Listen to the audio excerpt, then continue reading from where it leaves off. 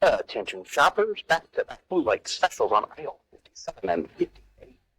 Welcome to Blue Light Special, the podcast for CPG brand marketers who want to lighten up their hustle in retail and real life. I'm Christine Wright. And I'm Trevor Lewis. We're here to decode the mysteries of retail and give you some insider hacks to make your brand the talk of the shelf. Let's get into this week's episode.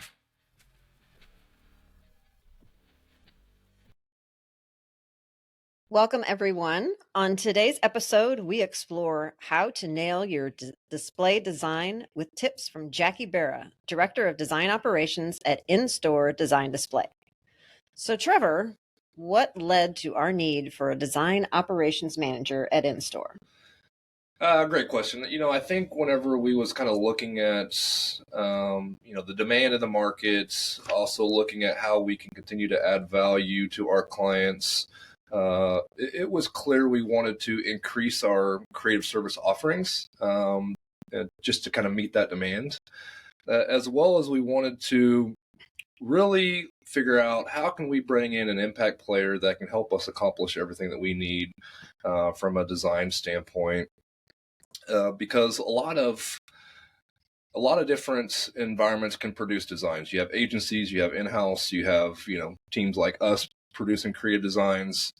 Unless you are the manufacturer or managing the production, you have a tendency of challenges that can happen. One is you can create these designs, but those designs lack build feasibility. They lacked a lot of just practical understanding of manufacturing.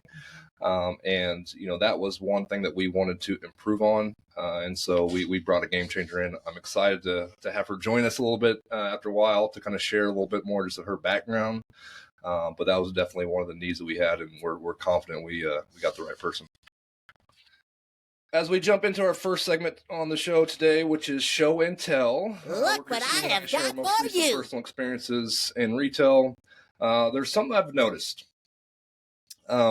which when you're navigating retail like we do and in stores and looking online, you notice a bunch of different uniques per se. But one of the things that is a bit interesting is just the amount of color blocking. So this has been a known, a lot of brands look at this, whether it's from packaging, whether it's from signage or displays.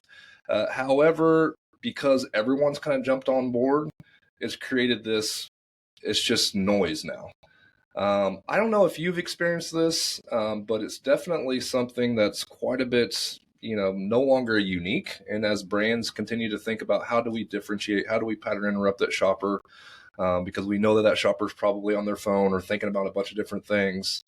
I think we're going to have to go a different direction than color blocking. What are your thoughts? Yeah, it was a good trend when it started. I will say that. It did differentiate on shelf, kind of segmented and created what I call a brand surround for that space.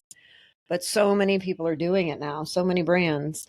It's kind of like when you walk into CVS in the vitamin section and there's like 437 yellow flags. Buy one, get one free. You differentiate the ones that don't have a flag at that point, whatever's not on promotion. Or I've seen in Walmart an entire organic section in grocery where there are purple flags down the entire aisle. Sometimes it's just for organic. You'll see blue flags for EDLP. You'll see red flags for rollback. And here and there for brands is great. But down the entire aisle, you're losing that segmentation and that pattern interrupt. You kind of interrupt when they're not there. So you're defeating, you're defeating the purpose. Yes. Well, that's definitely, the trend that we're seeing. We're hopeful brands will, start to recognize that. It's a brand and retailer shared responsibility, I'd say. I think being able to have Jackie on a little bit later on in the show, we'll hear a little bit about the design process. And I think you'll hear some of the ways that we can kind of understand that up front and how we can tailor our designs to help create something unique. And the keyword there is unique for us. Unique, definitely. Well, we are ready to offer our shout out for the week. We love to acknowledge brands that are getting it right. So Trevor, who is on your radar this week? This one's a little bit from left field, but I'll have to say that they're getting it right, is Venmo. Yes. So I think just the ease of, sharing, funds. I don't know anyone that is really not utilizing Venmo. That would be my parents in Florida. Yeah. My mother, God love her, will send me a check for my birthday, and I don't ever go to the bank anymore.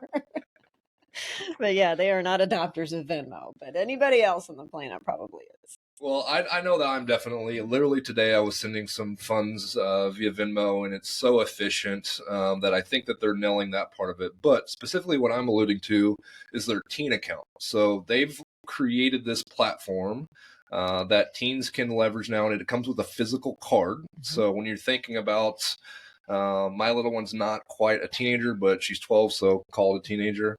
We're looking at how can we, help teach her responsibility around budgeting. How can we, she's often with her friends or without us, and it's just easier for us to upload funds to that account. And then she gets the cool factor of having her wallet now has what she thinks is a debit card, and it functions just like a debit card, both online and in person transactions. So them being able to really kind of hone in on that Gen Alpha, or those that are starting to, and break on that level of obtaining some new responsibilities, Venmo's leaned into it, and they've created a real ease of use from the parent side. So, we can still turn it, slide on, slide off to activate it, or turn it off. We can load funds on it within seconds. So kudos to Venmo. That's one of my brands that I'm saying they've leaned into it, made it cool for the kids, made it easy for the parents. Well, I will have to jump on that bandwagon. The same type of brand for me is Greenlight. My kids, they're a little older now. My youngest is 13 and the next one is 17. But a couple years ago, we got Greenlight cards for them. And like you said, it acts just like a debit card. We load funds. It was mainly driven by allowances. So they got certain allowances for the week. And those allowances went into buckets of they can spend, they can save, or they have a giving bucket as well. And it would flag me whenever they tried to use their card somewhere so the parent would know. Yeah. But like you said, when they're out with their friends, I don't really like to send $20 with them or cash with them. I would rather know that they have the card, and if they need it for food, or if they're at, a Kansas City Chiefs game and they want to buy a souvenir, that they have that access to that, and it's a little bit more secure. But because they're driving purchase in so many places now, I think that gives them the flexibility to do that, but parents also can oversee what's going on. Yes. Well, I'm going to have to check. I don't know that I've seen the Greenlight, but it sounds, and they actually put their image of the kid on the Yes, card. we got to pick whatever photo. So my son has his baseball team photo on there, and my daughter had her gymnastics photo on there. Yes. Awesome. Well, that again, I think, in our world, we also try to look at a little small personalization. And we also look for, efficiencies and convenience. And, for all the moms and dads that are out there trying to navigate all of this, you may check out either Greenlight or Venmo. I'm sure there's a multitude of other ones that probably offer similar, but those two receive our shout outs for the week. Definitely. All right. Well, let's OJT, on the job training. The job training. So for this specific segment, I'm going to just highlight a project where we worked with Husqvarna. Not sure if you've recognized that name. They have a multitude of different products, but they really span into, if you walk into Lowe's, Home Depot, you'll see chainsaws, lawnmowers, leaf blowers. Stuff.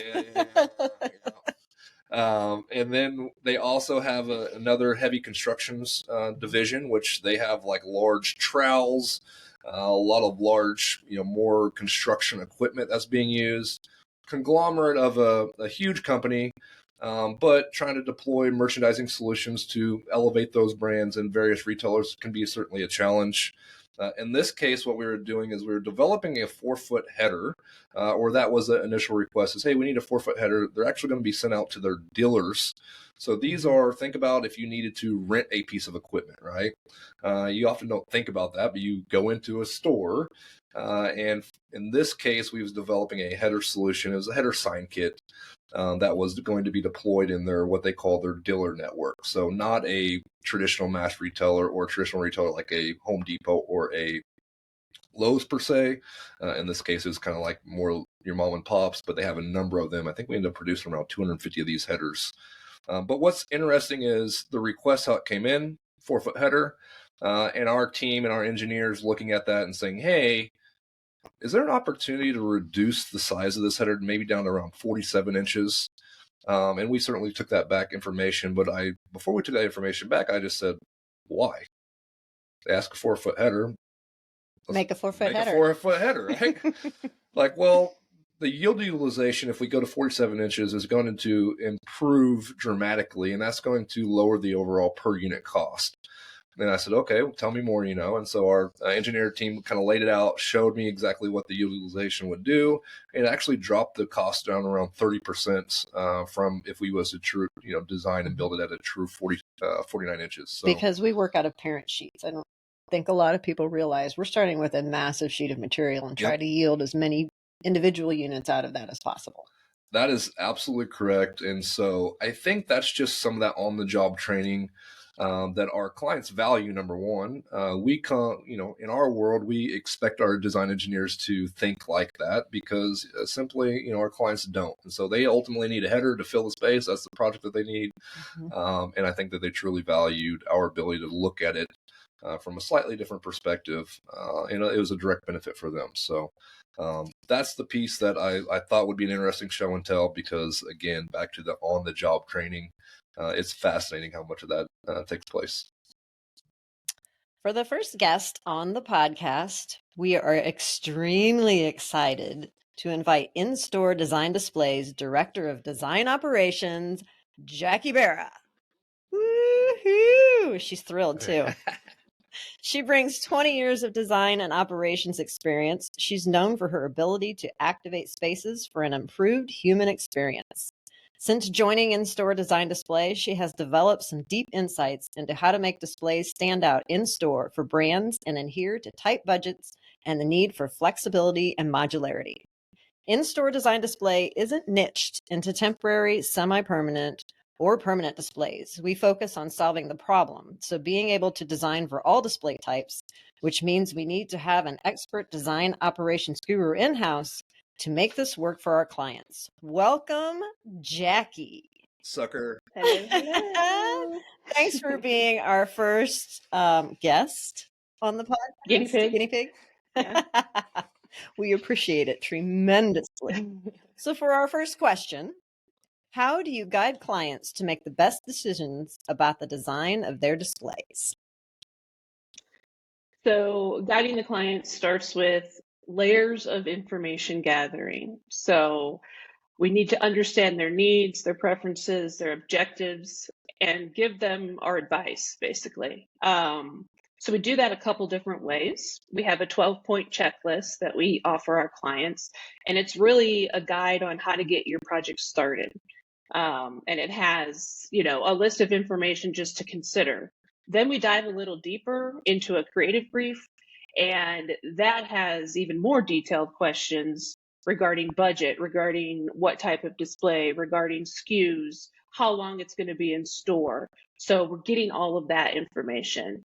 And then we take that and we do our own research via Google, via Shelfgram, like you talked about last episode. And we really look and see what the competition is doing. And then from there, it's communication,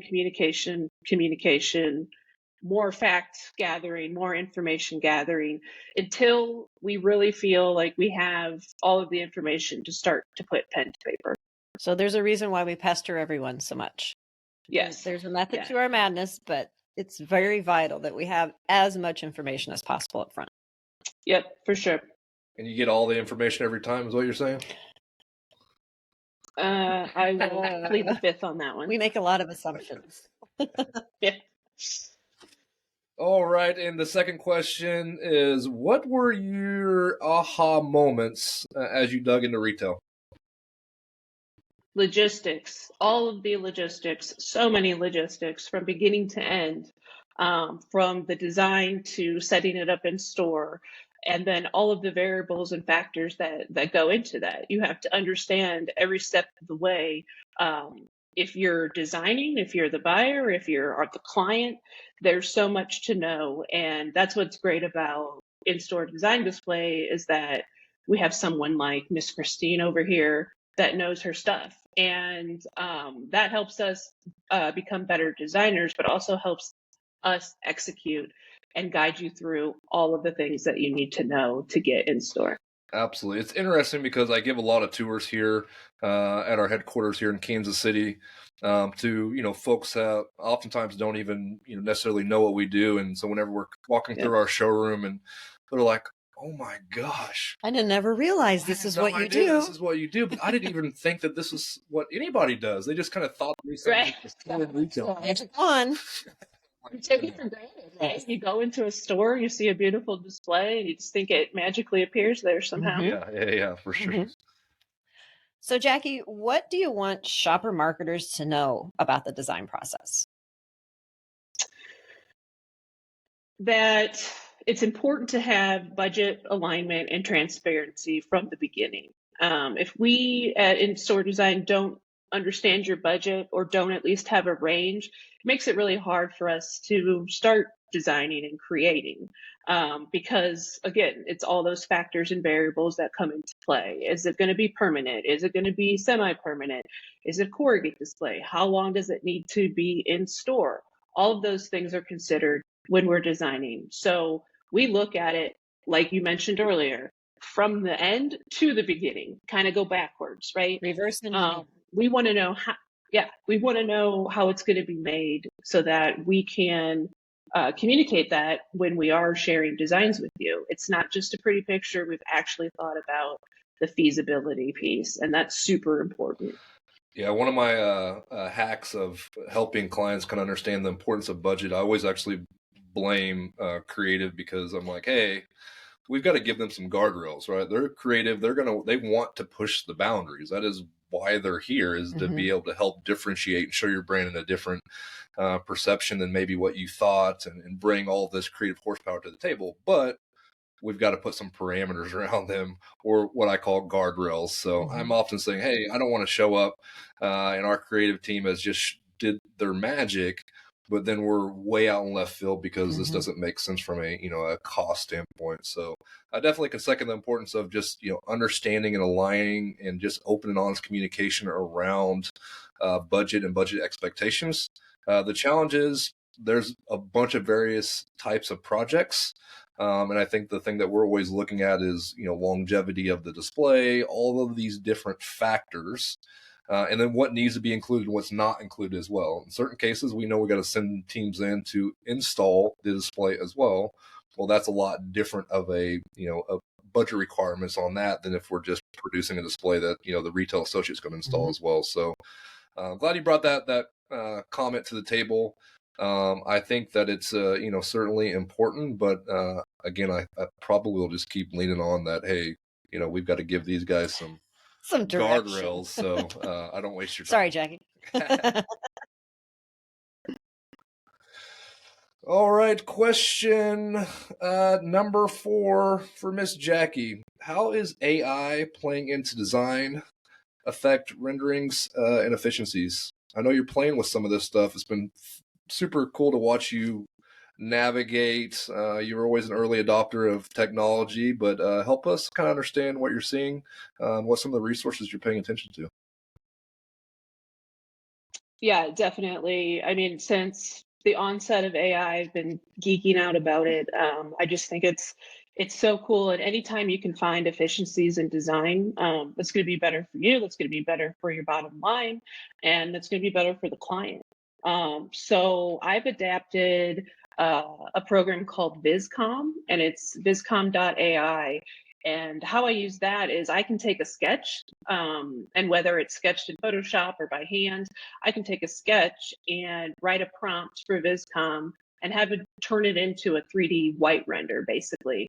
But then we can go and skin. You can also apply color, you can apply texture. And really it's about understanding the prompts that you're using and how to train AI to give you what you want. So that was kind of, the all of AI was awesome, but there's a learning curve for both the human and the computer. And every day it's different and it changes. And you could write the same prompts to the 2 different total AI machines, and you might come up with something different. So it's how you use that tool. And really that's where AI is coming in big. You can use it for part of the project and then bring it into Photoshop.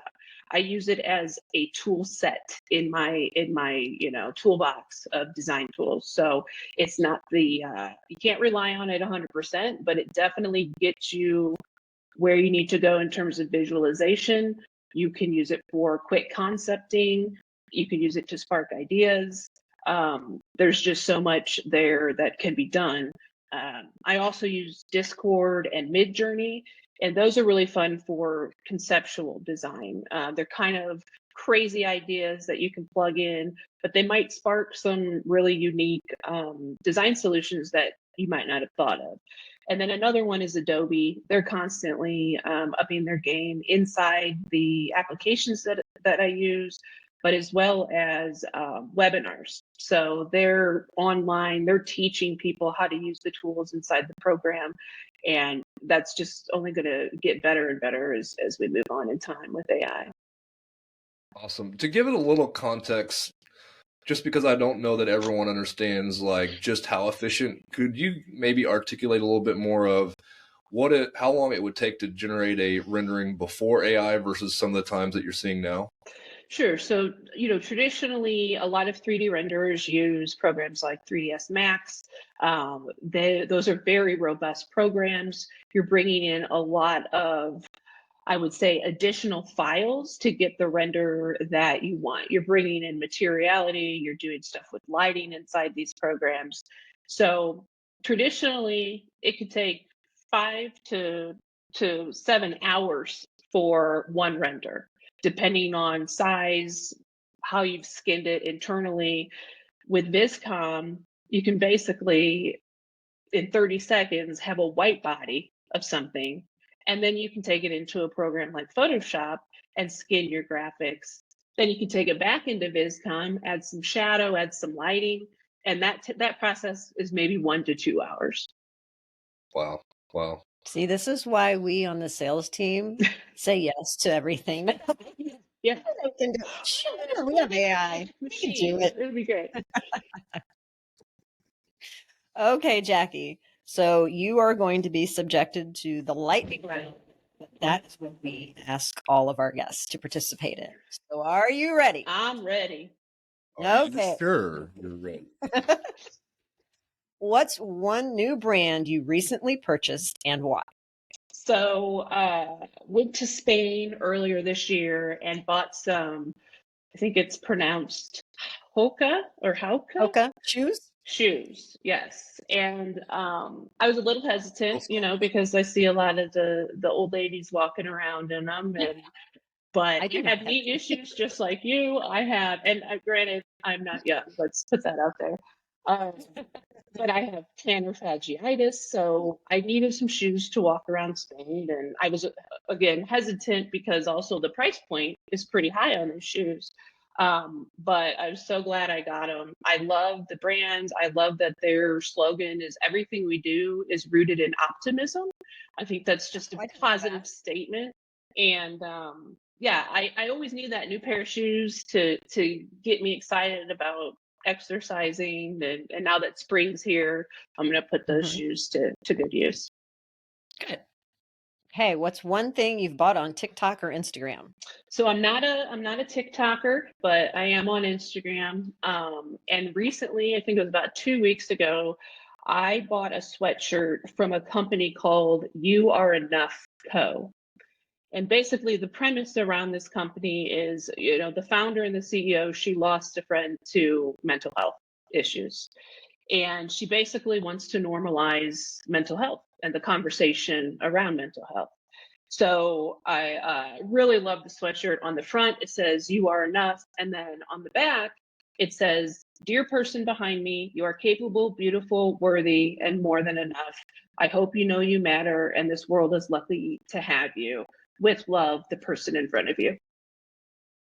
I have that t-shirt and I wore it in Walmart, and I had a gentleman come up and give me a hug. Yep, I recently wore it to a brewery, and I had a gentleman come tell me and just thank me.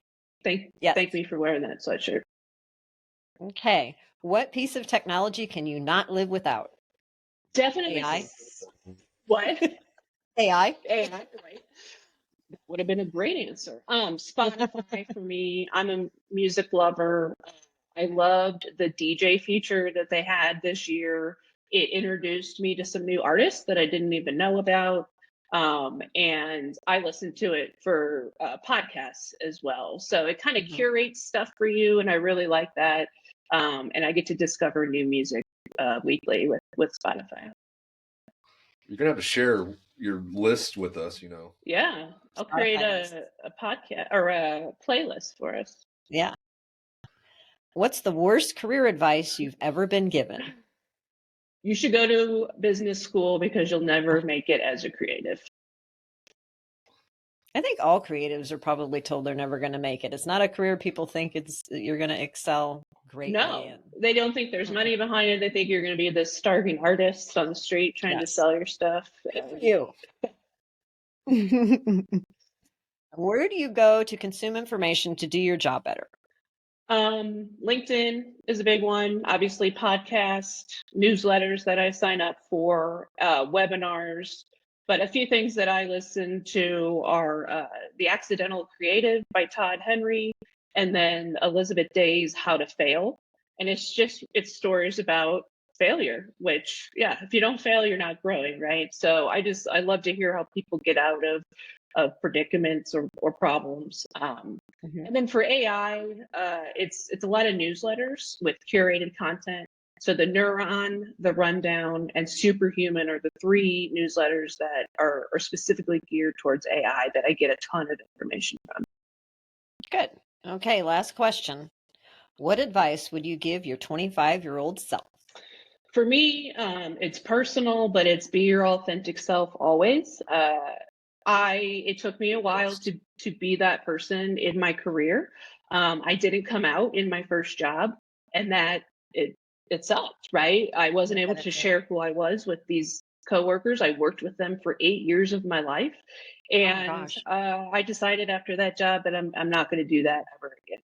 And it's been awesome. Good.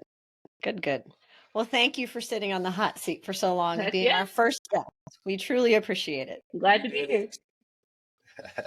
And yeah, no, we're definitely honored to be able to have you as well. And I'm thinking we may get a few more appearances out of Jackie. Just a few here and there. So thanks again, Jackie, for coming on. And for our last segment, we want to give you guys a little glimpse into our own minds. We all have those moments where we reflect, learn, remind ourselves of certain truths. For me, it's memo to myself, and for Christine, it's her I am for the day.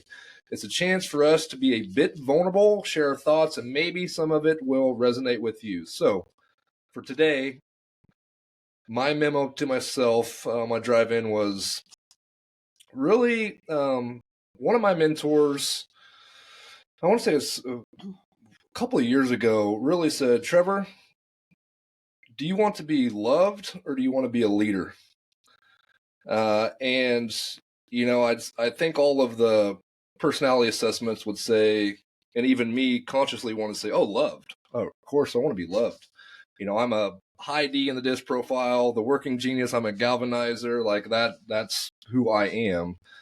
However, if you want to be a leader, you need to understand that leading doesn't always come with everyone loving you. You are not popular. You're not always popular. And so that was just the memo to myself on my drive-in. And it's a work in progress, right? Like most people, I love the recognition of that we're doing the right things or being loved, in that sense. But oftentimes you're leading through challenges, and not everyone is loving you in that moment. Definitely not. No. That was the memo for me. Christine, tell me a little bit about your I am for the day. My I am for the day, and my I am stem from my group of accountability partners that every morning we text each other and say, what are you? Just kind of announcing to the day what we are today. And today I'm going to say that I am delirious. Baseball season is starting this weekend, and if I have to drive to Academy Sports or Dick's Sporting Goods one more time to buy pants or belts or socks or long sleeve shirts because it's cold out, or eye black that's electric orange. I'm gonna lose my mind. But I think we've got it all, and we're gonna sit out in the cold this weekend and play some baseball. I am delirious. I dig it, and I can probably say that from time to time. That's what I am. You are with some soccer and wrestling, so Yes. I will give you that.